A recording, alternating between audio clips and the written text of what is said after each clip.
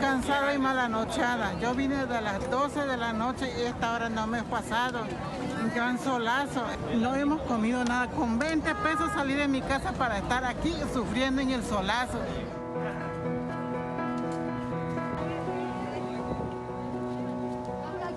Hasta el final, dice la muchacha. Y nos engaña con 10,000 pesos del vale. Y todavía llegan en el módulo y te dicen, no estás en sistema.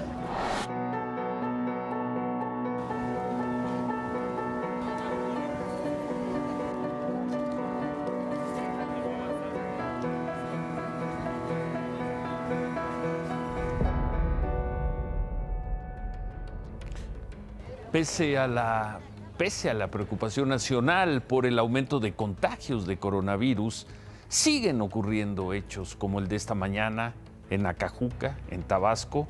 Otra vez se hace ir a mucha gente de pocos recursos, en este caso damnificados por las lluvias y las inundaciones. Se les hace ir para censarlos o para que reciban un beneficio. No, en esas condiciones, las tiene en pantalla, no hay forma de cumplir los protocolos de higiene y seguridad. ¿Por qué se saca así a la gente? ¿Por qué se les manda así a oficinas públicas, en este caso oficinas del gobierno de Tabasco? Ahí están las imágenes de este miércoles, Nacajuca, Tabasco. Buenas noches, y ahí están las cifras también dadas a conocer hace unos momentos por la Secretaría de Salud. Otra vez estamos regresando, ojalá no sea el caso, pero por segundo día consecutivo se registran más de 500 muertes por coronavirus. Ayer 555, hoy 522, el acumulado 87,415. 2 días con más de 500 personas muertas. En las últimas 24 horas se registraron además 6,845 contagios. Es la cifra más alta de contagios desde hace más de 2 meses. Desde el 13 de agosto hubo un día que se registraron 7,371 contagios. Desde entonces no había una cifra tan alta como la del día de hoy, 6,845 casos. Esta noche el doctor López-Gatell le mandó este mensaje al país ante el aumento ante la preocupación por los contagios y por cómo está aumentando la movilidad en cuando menos, dijo, 9 estados del país. Hacemos un llamado, por un lado, a las personas y por otro lado a los gobiernos locales, tanto estatales como municipales, que no pierdan de vista la importancia de que el proceso de desconfinamiento se haga de una forma ordenada, cautelosa. Bueno, forma ordenada. Hoy, por cierto, el gobernador de Durango, José Rosa Saizpuro, informó que el estado Durango reporta un aumento en hospitalizaciones por COVID y se encuentra al límite de su capacidad. Por ello, informó que se van a tomar medidas como restringir a los pasajeros en el transporte público, restringirlos en un 50%. Además, el cubrebocas va a ser obligatorio, los restaurantes van a tener que cerrar a las 10 de la noche, los antros, las cantinas, los bares van a tener que cerrar, la venta de alcohol se restringe, solo se va a vender hasta las 9 de la noche, los domingos va a estar prohibido y ahí vamos en algunos lugares del país. Ahí vamos de regreso a los días finales de marzo, abril, a mayo, a junio. Los contagios están al alza y al menos hoy conocimos estos casos de personajes públicos, de famosos. 2 legisladores anunciaron hoy que tienen COVID-19. Primero fue el coordinador de los diputados de Morena, Mario Delgado, quien tuiteó: ayer en la noche decidí aislarme ante la presencia de síntomas muy leves de COVID-19. Me realicé una prueba y salí positivo. Mario Delgado estuvo ayer en la Cámara de Diputados. Dio conferencia de prensa acompañado de otros diputados de su partido. El fin de semana, Mario Delgado estuvo en Torreón dando seguimiento a la jornada electoral. Según las imágenes que él mismo compartió, no llevaba cubrebocas. El viernes, Mario Delgado se reunió con el exaspirante a la dirigencia de Morena, Gibran Ramírez. En esa reunión tampoco hubo cubrebocas ni sana distancia. Hace unas horas, Gibran Ramírez confirmó que también tiene COVID-19. Quien también anunció su resultado positivo fue la senadora panista Guadalupe Saldaña. En Twitter, la senadora informó que se realizó una prueba COVID ayer por la mañana y hoy recibió el resultado positivo. A pesar de haberse realizado la prueba por COVID-19, la senadora acudió a la sesión en el Senado en el que se discutió por más de 12 horas la eliminación de fideicomisos. Aunque los senadores portaban cubrebocas, el espacio era reducido e incluso compartieron el micrófono. Guadalupe Saldaña en contra. Pues ojalá no sea el caso y ojalá no haya un brote de contagio entre los senadores. A estos personajes que veíamos se sumó la secretaria general de Morena, Jacob Polevsky. Ella también vía Twitter escribió: me acaban de informar que di positivo a COVID, me están realizando los estudios, más tarde les informo cómo voy. Suerte a todas las personas que hoy resultaron positivas en sus pruebas. Y bueno, sigue la crisis y sigue la preocupación, no paran los contagios.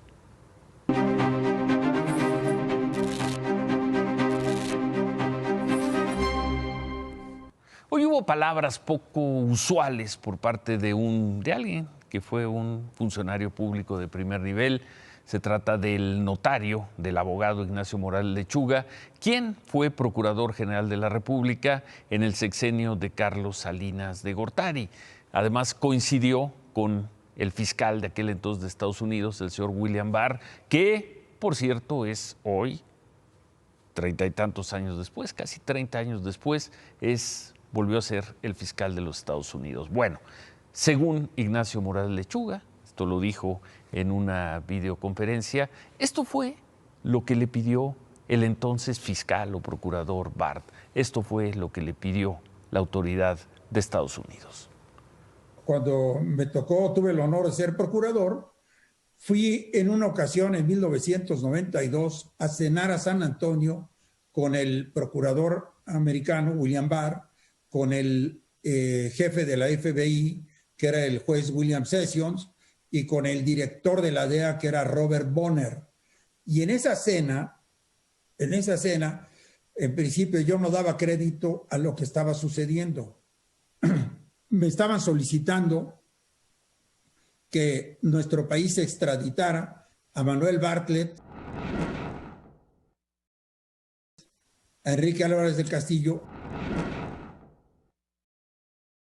y a Juan Arévalo Gardoqui.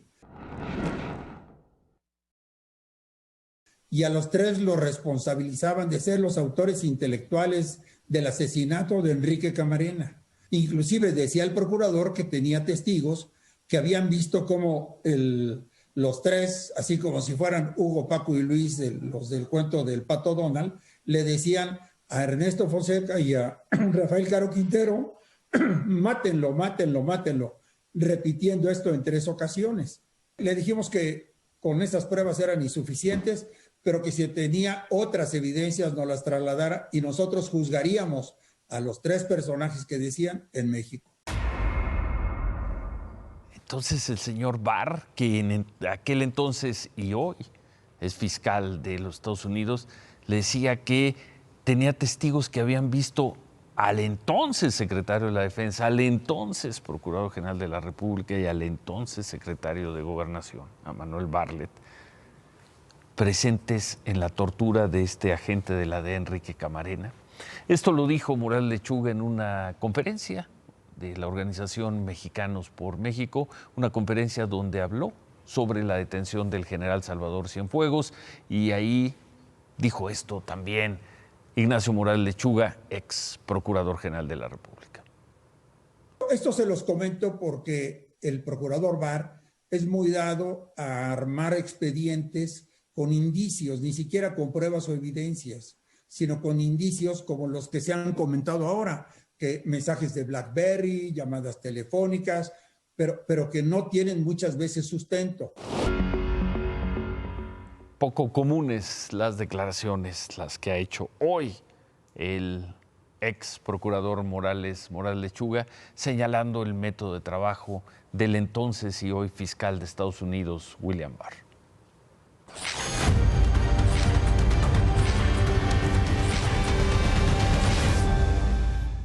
Temprano, el secretario de Seguridad del Gobierno Federal, Alfonso Durazo, apareció en la mañanera para hacer un comparativo de cifras de inseguridad. Hizo un comparativo de enero a septiembre, comparó enero-septiembre de este año con enero-septiembre del año pasado. De acuerdo con este comparativo, el homicidio doloso solo subió, ahí lo tienen, 1%, el feminicidio también un crecimiento marginal. En cambio, el secuestro, de acuerdo con esta comparación del gobierno, bajó en 37%. Para Alfonso Durazo, esas cifras demuestran que la estrategia de seguridad del gobierno ha funcionado. El problema de la inseguridad no lo vamos a resolver de un día para otro. Se equivoca quien pretenda que sea en esos términos. Sin embargo, hemos logrado una baja sostenida, progresiva, permanente, que nos va a regresar la paz y la tranquilidad al país. Lamentablemente, no hay una baja sostenida de los delitos. El secretario Durazo toma un lapso, enero-septiembre, donde están incluidos los 2 o los 3 o casi 4 meses de confinamiento y en algunos casos sin clases, un confinamiento que todavía se mantiene, y compara el enero-septiembre del 2020 con el enero-septiembre del 2019. Nosotros hicimos otra comparación, comparamos, este gobierno lleva 22 meses en el cargo, y comparamos los primeros 22 meses, estos 22 meses del gobierno del presidente López Obrador, con los 22 finales del gobierno del presidente Peña Nieto, y encontramos este resultado.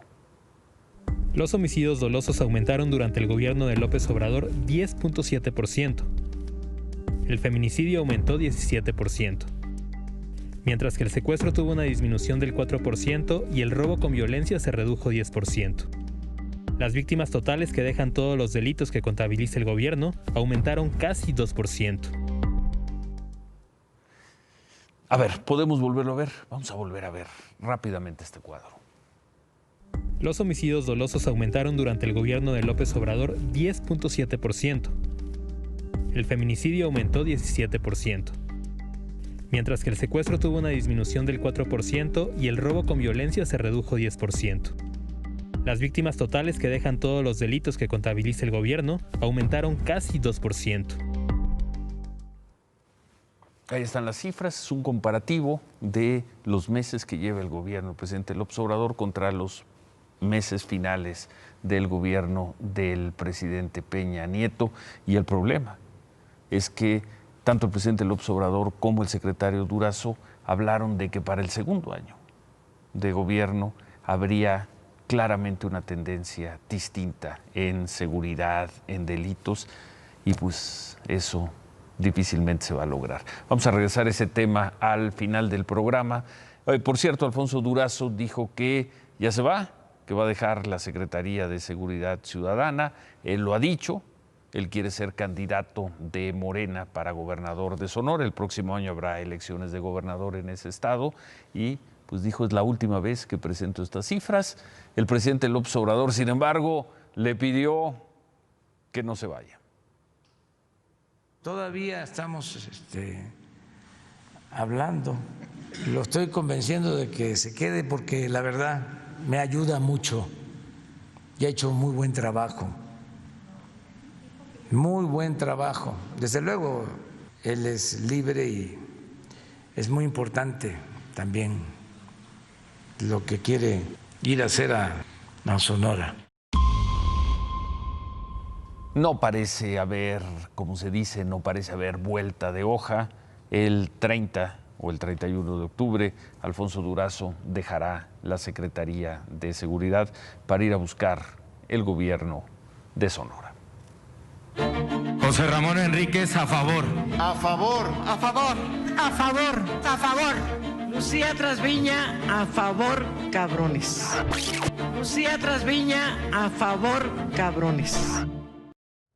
No solo hubo aplanadoras, sino hubo jactancia por parte de algunos senadores de Morena y sus aliados para aprobar esta mañana ya en el Pleno del Senado, en una sede alterna, la extinción de los 109 fideicomisos. Tuvieron 64 votos a favor, 39 en contra. Fue una sesión muy larga, duró 12 horas, terminó a las 8:30 de la mañana. No se dieron algunos gritos, reclamos, pero como suele suceder en estas sesiones tan largas, pues los ánimos se van apagando. Al final el dictamen se aprobó, se votó y ya se mandó al Poder Ejecutivo para que se publique en el Diario Oficial de la Federación.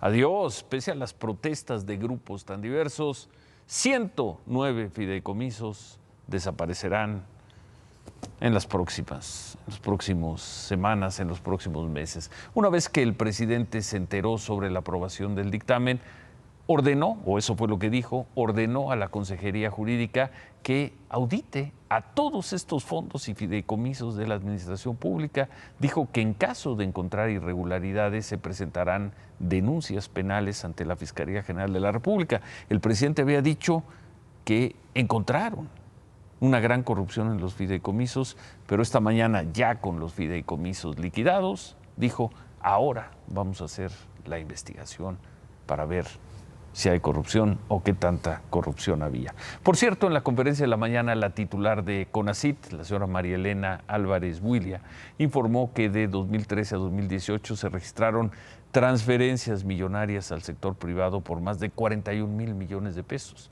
Casi una tercera parte de ese dinero, unos 15,000 millones, se habrían desviado a través de fideicomisos y mencionó empresas que seguramente van a reaccionar. En otras cosas, anoche vimos las declaraciones de este profesor, Arturo Centella, de la Facultad de Química de la UNAM, declaraciones increíbles. Vamos a volver a verlas. Ahí es donde todos, tú también, podrían estar revisando lo que vimos, pero no sustituyen la clase. Sí, ya los estuve revisando y pues sí, sé que no sustituye la clase y por eso le pregunto qué es lo que podría hacer. Pues como ahora no es presencial, no te puedo proponer sexo, así es que no se me ocurre. Aún si fuera broma, y no parece que es una broma, hacerle esta declaración a una alumna sabiendo que lo están grabando. Si esto fuera presencial, te propondría que tuviéramos sexo. Bueno, hoy, después de que se difundieran estos videos, otros estudiantes de la Facultad de Química compartieron un nuevo video donde vuelve a aparecer este profesor. Los que me hablen de usted y no me digan Arturo, que me digan profesor doctor Don, yo les sugiero que cuando tengan oportunidad y así lo consideren pertinente, que vayan y chinguen a su pinche puta madre.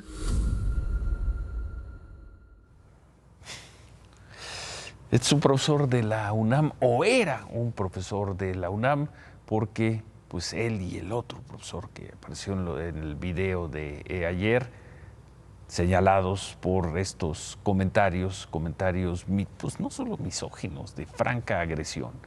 Bueno, los grupos feministas de la Facultad de Química advirtieron que seguirán exhibiendo en redes sociales a otros profesores, tan separados por lo pronto los dos de la Facultad de Químicas de la UNAM, y suponemos que no habrá un tribunal que los reinstale en las aulas. En otras cosas, esta noche la otra historia de la semana, las casetas. Bueno, la caseta de Tlalpan, de la autopista México-Cuernavaca, continúa pues con tiendas de campaña, continúa tomada en una parte por el colectivo Zapata Vive. Siguen ahí unas, pues poco más de 50 personas en casas de campaña, dejan el paso libre en solo 4 carriles.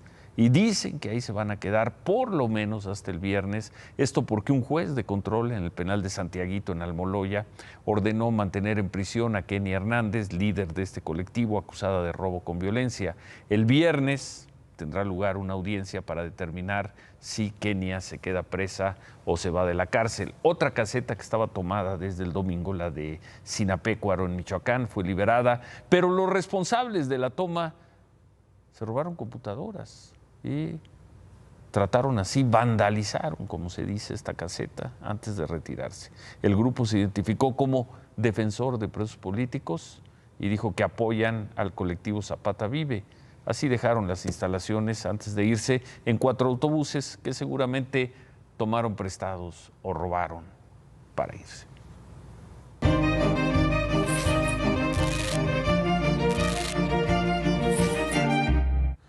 Y antes de regresar al tema de el coronavirus y lo que está pasando en Estados Unidos, vamos a ver esto, porque esto generó hoy un gran debate y una conmoción en buena parte del mundo occidental. Hoy se estrenó en el Festival de Cine de Roma la cinta Francesco, así se llama. Es un documental sobre el Papa Francisco y por esto se dio la polémica. La gente homosexual tiene derecho a estar en una familia. Son hijos de Dios. Nadie debería ser expulsado o sentirse miserable por ello. Lo que tenemos que crear es una ley de unión civil. De esa manera están cubiertos legalmente. La declaración acaparó la atención de los medios de todo el mundo. El Papa apoyando las uniones civiles de parejas gay, aunque sin saberse si lo decía a título personal o como jerarca de la Iglesia. Y aunque hasta este momento el Vaticano no ha emitido ninguna postura oficial sobre los dichos del Papa, en México la Iglesia matizó de inmediato sus comentarios. No hay que sacar de contexto las cosas para tratar de entender el mensaje de la mejor manera. Es muy distinto el afirmar que el Papa está en favor del matrimonio civil entre personas del mismo sexo a decir que los homosexuales también tienen que tener determinadas garantías. El punto final a la polémica lo puso el director del documental, un cineasta abiertamente gay, que dio su interpretación a lo que dijo el Papa en su película. He not tried to change the doctrine of the church. He was talking that the people not should be discriminated and the gay community should have the equal rights like everybody else.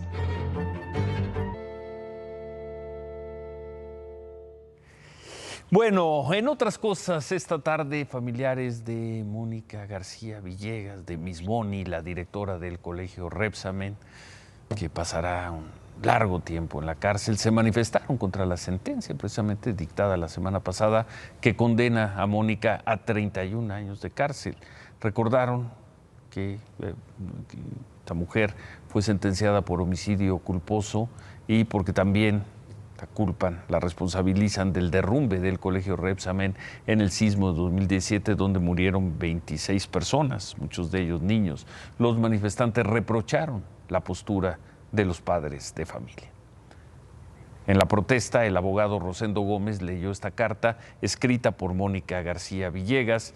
Ahí la directora Mónica reitera que es inocente y afirma que apelará a la sentencia. Dice textual: lo haré porque no estoy de acuerdo en ser yo quien pague los reclamos sociales de justicia. La maestra cuestionó también los motivos para que los padres de las víctimas apelen la sentencia y la intención de pedir más dinero por cada víctima. Mónica García se pregunta en la carta: ¿cuándo se perdió la intención de ni uno menos por la de más dinero? La carta concluye así. ¿Cuándo empezó a medirse la justicia? En años de prisión. Es momento de continuar la búsqueda de la verdad, pero también eliminar a quienes puedan estar dañando el sistema con pretensiones irreales. No se puede confundir la justicia con la venganza, y el dolor no justifica la ambición.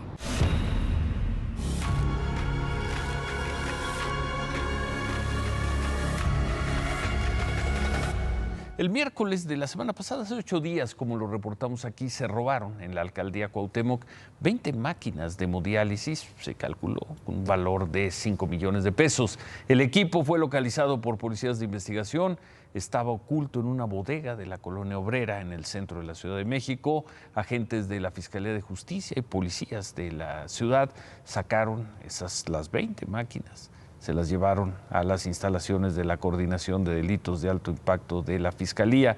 No hubo detenidos, suponemos que pronto las máquinas estarán donde deben estar, en los hospitales. La Secretaría de la Función Pública sancionó a Laboratorios PISA y a la empresa distribuidora de equipo médico Dimesa con inhabilitación por 30 meses y una multa de 1.170.000 pesos para cada una. Según la Secretaría de la Función Pública, las dos empresas entregaron, según la Secretaría de la Función Pública, entregaron información falsa para obtener un contrato con el IMSS en 2017.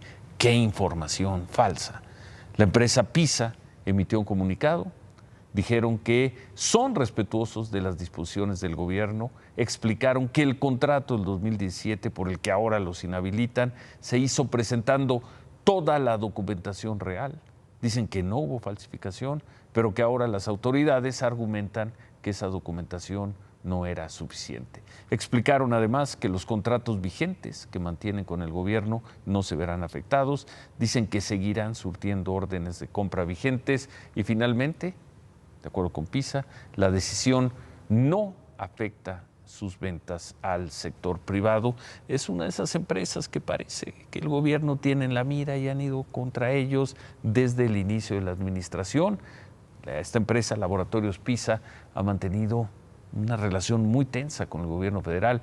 Hay que recordar que la Secretaría de Salud los acusa de haber mantenido un monopolio, así dicen, un monopolio de venta de medicamentos contra el cáncer durante los sexenios anteriores, entre otras cosas. Bueno, la Secretaría de Salud publicó un aviso en el que hace un llamado a evitar viajes internacionales no esenciales debido al alto riesgo de contagio de COVID-19. En el aviso, la Unidad de Inteligencia Epidemiológica le pide a las personas que tienen que viajar que tomen en cuenta que otros países pueden tener prohibiciones para entrar o para salir, así como medidas de cuarentena, de aislamiento, que tomen todo eso en cuenta. Recomiendan que los mexicanos que salgan del país se inscriban en el registro de mexicanos en el exterior, pues por si es el caso sean localizados rápidamente. Bueno, antes de ir con Estados Unidos, vamos a ver las cifras de los hoy de coronavirus en el mundo. Estados Unidos rebasa las 220,000 personas muertas. Brasil rebasa las 155,000. Y bueno, las cifras de las últimas 24 horas, por segundo día consecutivo, México con más de 500 muertos. Bueno, pues mira, por cierto, Donald Trump esta noche estuvo en Gastonia, en Carolina del Norte. Es el cuarto meeting que tuvo esta semana. Trump se fue otra vez contra los medios, a los que criticó por la cobertura que le dieron a la pandemia. Vamos a escuchar lo que dijo Ciro. That pandemic is rounding the corner. They hate it when I say it. You know, you turn on to this MSDNC and fake news CNN, all you hear is COVID, COVID, COVID, COVID, COVID, COVID, COVID, COVID, COVID, COVID, COVID. That's all they put on because they want to scare the hell out of everyone. Biden will delay therapies, postpone the vaccine, prolong the pandemic, close your schools, and shut down our country, and that's what he'll do. Si nosotros lo hemos hecho mal, dice Trump, Biden lo va a hacer peor. Es su argumento de campaña cuando faltan menos de 2 semanas para que termine pues este periodo de proselitismo. Y Ciro, Trump repitió también lo que ha dicho durante semanas, que existe la posibilidad de un fraude en su contra. Y hoy, curiosamente hoy, el FBI alerta que Irán y Rusia tratan de influir en las elecciones durante los últimos días, aunque no fueron muy claros en la forma. Sí. Y dijeron que de todas formas está protegido, que el voto de los electores estadounidenses está protegido, pero que por ahí andan los iraníes y los... Tratando de generar sospechas y una cosa muy específica que sí creo que vale la pena darle seguimiento, presentaron unos correos electrónicos que le habrían llegado a electores demócratas, porque en Estados Unidos los electores, muchos de ellos se identifican, tienen filiación partidista, diciéndoles que sabían quiénes eran, dónde vivían y que si no votaban por Trump irían contra ellos. Lo curioso es que el que aparecía como el remitente de este correo es este grupo de los Proud Boys, este grupo de extrema derecha nacionalista que ha apoyado fuertemente a Trump. Bueno, y pues Joe Biden medio desaparecido en estos días, preparándose para el debate de mañana, el último debate. No ha tenido pues ningún acto en lo que va de la semana. según su campaña, está preparándose para el último cara a cara con Donald Trump. Que es mañana. Mañana en Nashville, Tennessee. Pero bueno, Biden mandó su carta fuerte a Filadelfia, un estado que saben los demócratas que si ganan, el estado de Pensilvania, pues van a acabar con cualquier aspiración de Donald Trump. Ahí estuvo el presidente Barack Obama. En su primera aparición pública en el proceso electoral, el expresidente aseguró que Biden le va a regresar la decencia al cargo y tuvo esto que decir sobre Donald Trump. 8 months into this pandemic, cases are rising again across this country. Donald Trump isn't suddenly going to protect all of us. He can't even take the basic steps to protect himself. When asked if he'd do anything differently, Trump said, not much. Really? Not much? The first job of a president is to keep us safe from all threats, foreign, domestic, or microscopic. Are you fired up? Are you ready to go? Es un actorazo, pero ¿qué tanto suma? 4 años después, ¿qué tanto suma en realidad puede Obama? sumar, creo que el propósito era sumar al electorado afroamericano, que no está convencido con... ¿Se identifican mucho con Obama todavía? Yo creo que todavía, Lo que sí lo vale la pena decir de esto es que es inusitado que un expresidente de Estados Unidos se refiera como se refirió a Trump, un presidente en funciones. Eso no había pasado, por lo menos en la historia moderna de Estados Unidos. No habían pasado muchas cosas en Estados Unidos. Sí. Un presidente que con 220,000 ciudadanos muertos, americanos muertos, dice, ¿cuál es el problema con el coronavirus? Pero, en fin, mañana debate, nos vemos mañana por aquí. Antes de que te vayas, ¿quién va a salir? ¿Quién crees tú que salga mejor parado mañana del debate? ¿Biden o Trump? Mira, si el sentido de la pregunta es ¿quién va a generar más nota? Creo que irremediablemente Trump. El morbo está sobre él y tiene la caja de sorpresas, que es la investigación de Hunter Biden, el hijo de Biden. ¿Así? Así. Creo que es el que va a generar más noticias. Ciro. Lo vemos mañana y ya lo estaremos comentando aquí. Gracias, Pascal. Ciro. Hacemos una pausa, regresamos con David Páramo y regresamos también con esto. Sin seguridad, si no resuelve el problema de la seguridad, no habrá cuarta transformación, ¿eh? Podremos tener Tren Maya, árboles frutales, aeropuerto en Santa Lucía. Sin seguridad no va a haber cuarta transformación. Sí. ¿Está de acuerdo con eso? Sí, estoy de acuerdo con eso. Y va a haber seguridad, y va a haber paz, va a haber tranquilidad. El padre del análisis superior le ha dicho una y otra vez que está muy bien la estrategia fiscal del gobierno. Que le han cobrado a los factureros, que ya desaparecieron, ¿eh? Casi ni siquiera se necesitaría meterlos a la cárcel porque ya están desaparecidos. Y la práctica erradicada, o casi erradicada. Que las grandes empresas han pagado pues, presionadas o por convencimiento, muy bien, todo muy bien. Sin embargo, seguimos siendo uno de los países que menos recauda, no solo en la OCDE, sino en el mundo. Y hoy Carlos Salazar pone el dedo en la llaga, dirían los... Carlos Salazar, el presidente del Consejo Coordinador Empresarial. Pone, dirían los amigos del lugar común, el dedo en la llaga. ¿Dónde está el verdadero problema? En este país, 53% de la economía es informal. ¿Y? ¿Has visto algún esfuerzo en este gobierno por cobrar a los informales? Son el pueblo. Eso dijo Carlos Salazar. Dice, eso dijo. No les cobran, no hay acciones contra ellos porque son carne política. Pues sí. Si queremos un país como el que nos merecemos, si queremos un país, está muy bien que los grandes empresarios paguen lo que deben, que desaparezcan prácticas tramposas como las de las factureras. Pero la otra mitad de los mexicanos, que eso sí no pagan nada, ¿eh? Eso sí, bueno, pagan IVA. Sí. Que no se le esté haciendo un esfuerzo para cobrarle justamente a los que son el pueblo bueno, el pueblo sabio. Yo llevo 40 años escuchando eso. Y nunca ha habido ningún esfuerzo, en serio, por cobrarles nada. Pues nunca, sí, o sea, está muy bien, como dice. Gobernaron los estatistas de los 70s, 80s, los neoliberales, los no tan neoliberales. Pues es que siempre 4T. Es más fácil cobrarle a los que tienen registrados. Sí. Siempre es más novedoso fácil cobrarle. Esto no lo es, ¿eh? No, pero es necesario. No, pero es necesario. El año próximo, pues ya no le puedes cobrar mucho más. Ya las empresas que estaban atrasadas, ya prácticamente todas se arreglaron, la fiscalización. Pero tampoco le vas a muy cobrar bien. al comercio informal. Entonces, a ver, échame la cámara para darles una explicación. Entonces te tienes que ir por los impuestos al consumo. Te tienes que ir por los impuestos Quítenle al la consumo. cámara. O dejarle, Ciro, o dejar que esto siga siendo un verdadero desastre. Eso sí. Tienes razón, y por lo menos hay que puntualizarlo. Que no digan que callamos como momias. Oye, ¿no vas a decir nada de los españoles? ¿No vas a rematar? A ver, vamos a rematar un poco con eso. Sí, o como eso. le diría Fox a Fidel Castro, o con lo que tú gustaras. O ceno y me voy. O ceno, no. ¿Te mando al remate? Sí, manda el remate, por favor. Remátala, David. Una de las grandes preocupaciones en este país es cómo atraer inversión.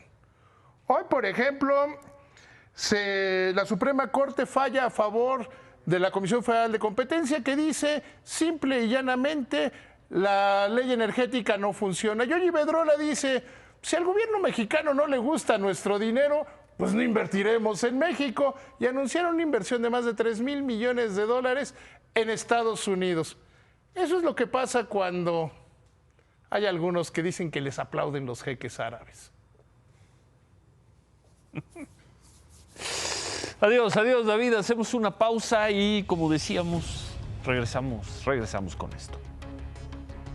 Sin seguridad, si no resuelve el problema de la seguridad, no habrá cuarta transformación, ¿eh? Podremos tener Tren Maya, árboles frutales, aeropuerto en Santa Lucía. Sin seguridad no va a haber cuarta transformación. Sí. ¿Está de acuerdo con eso? Sí, estoy de acuerdo con eso. Y va a haber seguridad, y va a haber paz.